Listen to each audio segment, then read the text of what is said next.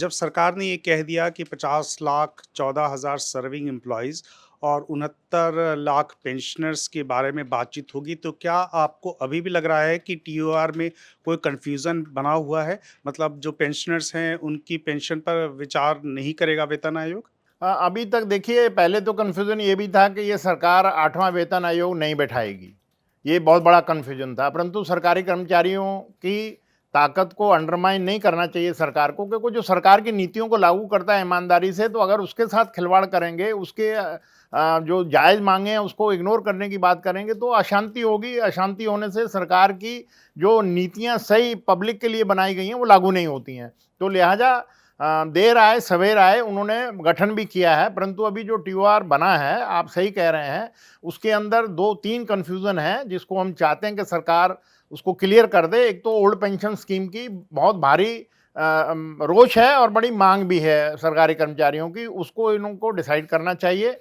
और जो 2 अभी नई पेंशन लाए हैं, उस पर लोग बाग आस्था नहीं रख रहे, उस पर मेंबर नहीं बन रहे हैं, तो लिहाजा ओल्ड पेंशन पर जाना चाहिए, इसका कन्फ्यूज़न दूर करना चाहिए। और दूसरा, जो रिपोर्ट आए वो 1 जनवरी से लागू हो, उसके ऊपर अलाउंसेस भी 1 जनवरी से मिलें। उसमें कोई भी सरकार अपने वित्तीय पोजीशन को देखते हुए कोई छेड़छाड़ ना करे, नहीं तो अननेसेसरी अनरेस्ट हो जाएगा देश के अंदर।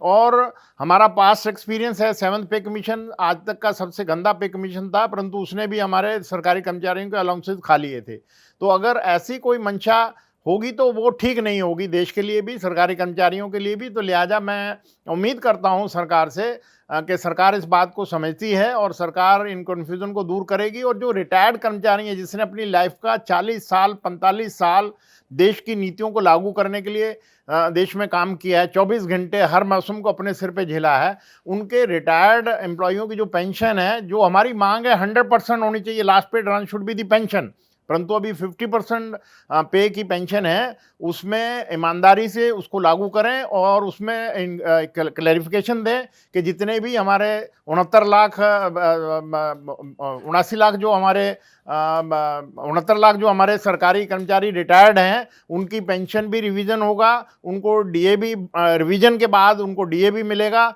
और उनकी फैमिली पेंशन भी, जो मर चुके हैं पेंशनर, उनके फैमिली पेंशन में भी कोई कटौती नहीं होगी, उनको भी नए 8 पे कमीशन के जो भी रिपोर्ट होगी वो पेंशनर और फैमिली पेंशनर पर, दोनों पर ईमानदारी से सरकार लागू करने के लिए क्लैरिफिकेशन दे तो बहुत अच्छा होगा। ये कन्फ्यूज़न है, जो आपका सवाल है, ये बहुत वाजिब है। और हम सरकारी कर्मचारियों की यूनियन चलाते हैं, मुझे मालूम है कि उनके अंदर ये कन्फ्यूज़न है।